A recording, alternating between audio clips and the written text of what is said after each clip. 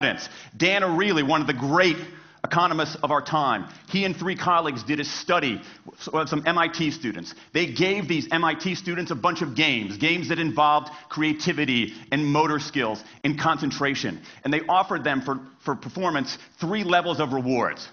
Small reward, medium reward, large reward. Okay? Do really well, you get the large reward, on down. What happened? As long as the task involved only mechanical skill, bonuses worked as they would be expected. The higher the pay, the better the performance. Okay? But once the task called for even rudimentary cognitive skill, a larger reward led to poorer performance. Then they said, okay, let's see if there's any cultural bias here. Let's go to Madurai, India and test this. Standard of living is lower. In Madurai, a reward that's modest by North American standards is more meaningful there. Same deal. A bunch of games, 3 levels of rewards. What happens? People offered the medium level of rewards, did no better than people offered the small rewards. But this time, people offered the highest rewards. They did worst of all.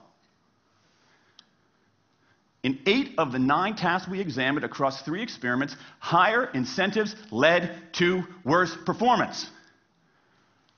Is this some kind of touchy-feely socialist conspiracy going on here? No, these are economists from MIT, from Carnegie Mellon, from the University of Chicago. And do you know who sponsored this research? The Federal Reserve Bank of the United States. That's the American experience. Let's go across the pond to the London School of Economics. LSE, London School of Economics, alma mater of 11 Nobel laureates in economics. Training ground for great economic thinkers like George Soros and Friedrich Hayek and Mick Jagger. Just last month, economists at LSE looked at 51 studies of pay-for-performance plans inside of companies. Here's what the economists there said.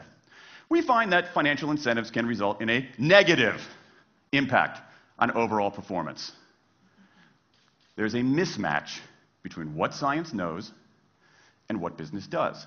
And what worries me as we stand here in the rubble of the economic collapse is that too many organizations are making their decisions, their policies about talent and people, based on assumptions that are outdated, unexamined, and rooted more in folklore than in science. And if we really want to get out of this economic mess, and if we really want high performance on those definitional tasks of the 21st century, the solution is not to do more of the wrong things, to entice people with a sweeter carrot or threaten them with a sharper stick.